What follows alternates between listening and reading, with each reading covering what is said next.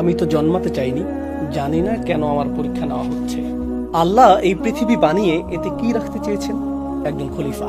খলিফা কি করে? নিজের সিদ্ধান্ত নিজে নেয়। তারপর তিনি একটি পরীক্ষার কথা জানিয়েছিলেন, কিন্তু তোমাকে সঠিক সিদ্ধান্ত নেবার ইচ্ছা করতে হবে। যদিও তোমার ক্ষমতা ও সামর্থ্য আছে ভুল সিদ্ধান্ত নেবার, যদিও ভুল সিদ্ধান্তটি লোভনীয়, বারবার তোমাকে ডাকছে, তবুও তোমাকে সঠিক কাজ করতে হবে। আর সেই সামর্থ্য তোমার আছে। যদি তুমি সঠিক সিদ্ধান্তটি বারবার নাও, যদি কখনো ভুল করে ফেলো, তবে উঠে দাঁড়িয়ে ক্ষমা প্রার্থনা করো, এরপর আবার সঠিক সিদ্ধান্ত নিতে থাকো। যদি এই পরীক্ষায় পাশ করতে পারো, তবে আমি তোমাকে পদমর্যাদা দেব এমন দিনে, যাকে বলে বিচার দিবস। যদি তুমি সেটা পাশ করো, তবেই আমি তোমাকে জান্নাত দেব। আচ্ছা, এখন এই যে নিজের মতো পছন্দ করার ক্ষমতা, সিদ্ধান্ত নেবার ক্ষমতা, এটা হলো আল্লাহর বানানো সবচাইতে বড় পরীক্ষা। আর এই পরীক্ষাটা বিশাল দায়িত্ব, তাই না? কারণ তিনি আপনাদের পৃথিবীতে নিজে নিজে থাকার দায়ভার দিচ্ছেন। আরবিতে এটার মানে হলো আমানা। শব্দটি কি? আমানা। সূরা আহজাবের 72 নম্বর আয়াতে আল্লাহ বলছেন, ইন্না আরাদনাল আমানাতা আলাস সামাওয়াতি ওয়াল আরদি ওয়াল জিবাল ফাআবাইনা ইয়াহমিলনাহা ওয়া আশফাকনা মিনহা ওয়া হামালাহাল ইনসান ইন্নাহু কানা যালুমান জাহুলা। আল্লাহ বলছেন, আমি এই আমানত পেশ করেছি আসমান সমূহকে, মানে আকাশের সব কিছুকে, সব সৃষ্টিকে জিজ্ঞেস করা হয়েছিল, তুমি কি সিদ্ধান্ত নিতে চাও? এই পরীক্ষা চাও? কারণ এই পরীক্ষায় পাশ করলে জান্নাতে যাবে, আর পরীক্ষাটিতে ব্যর্থ হলে কোথায়? জাহান্নাম দেখতে এমন, যেতে চাও ওখানে? জান্নাত দেখতে এমন, যেতে চাও? যদি যেতে চাও, তাহলে সবচাইতে কঠিন এই পরীক্ষা দিতে হবে। আল্লাহ বলছেন, আমি এই পরীক্ষা সমস্ত সৃষ্টির সামনে পেশ করেছি, আর সবাই প্রত্যাখ্যান করেছে। সবাই বলেছে, ইয়া আল্লাহ, যেমন আছি ভালো আছি, দরকার নেই, মনে হয় না এই ঝুঁকি নিতে পারবো, খুব ঝুঁকিপূর্ণ। এত ঝুঁকি, কারণ ফেল করলে কোথায় যেতে হবে? জাহান্নামে। এরপর আল্লাহ সৃষ্টি করলেন আমাদের মানব জাতি সমৃদ্ধ এক পরাশক্তি দ্বারা, সেটা কি? রূহ। এরপর তিনি আমাদের বললেন, শোনো, আমি এই অফার সবাইকে দিয়েছি। তাদের অফার দিয়েছি যে পৃথিবীতে খলিফা হিসেবে পাঠাবো, আর নিজেদের মতো সিদ্ধান্ত নেয়ার আমানত দেব। কিন্তু অস্তিত্বশীল কোন সৃষ্টি আমার এই অফার গ্রহণ করেনি। কিন্তু আমি তোমাদের এক বিশেষ শক্তি দিয়েছি, সেটা হলো তোমাদের শুধু ভারসাম্যই নেই, ভারসাম্য মনে আছে, মানে তোমাদের ভালো মন্দের বোধ আছে। এই ভারসাম্যের কারণে একই সাথে আমি তোমাদের এমন কিছু দিয়েছি যা আমার সাথে তোমাদের সর্বক্ষণ সংযুক্ত রাখবে।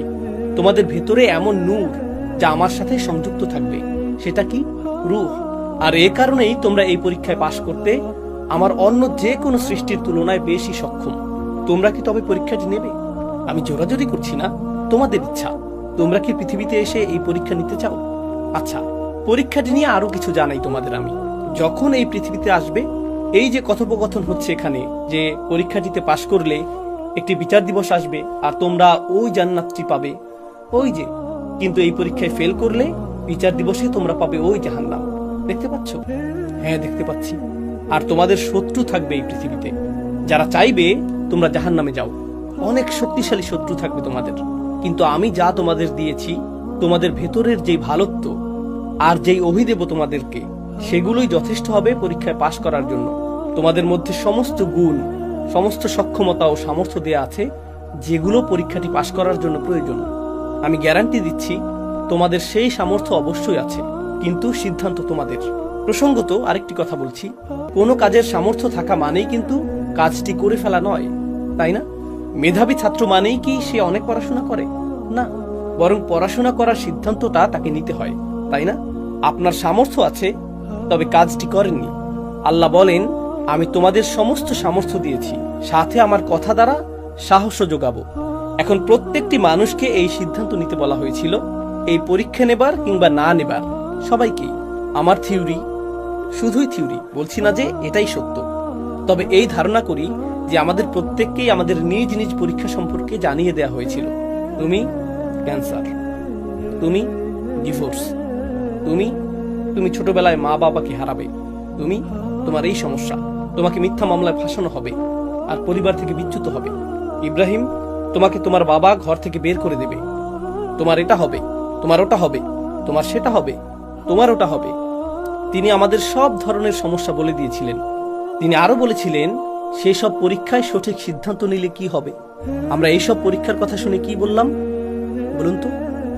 অবশ্যই পাশের জনকে ইশারা করে হয়তো বলেছি, দেখেছো জান্নাতটা আসলেই অসম্ভব সুন্দর, কিসের শত্রু, আমরা সব দেখে নেব, কোনো সমস্যা নেই, আমাদের নিয়ে নিন।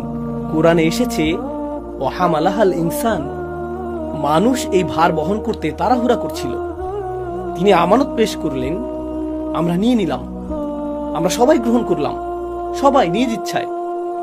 কখনো শুনেছেন কাউকে বলতে, আমি তো জন্মাতে চাইনি, জানি না কেন আমার পরীক্ষা নেওয়া হচ্ছে, আরে আমি তো জান্নাত জাহান্নাম চাইনি। হ্যাঁ তুমি চেয়েছিলে, কোরআন অনুযায়ী তুমি চেয়েছিলে, আল্লাহ তোমাকে জিজ্ঞেস করেছিল এটা চাও, আমরা বলেছি হ্যাঁ আমরা আছি, অবশ্যই আছি, আল্লাহ তো আমাদের সামর্থ্য দিয়েছেনই, রূহ। সেখানে আপনি ছিলেন আর বলেছিলেন যেন উফ, জন্ম নিতে আর তর সইছে না, শুরু হয় না কেন?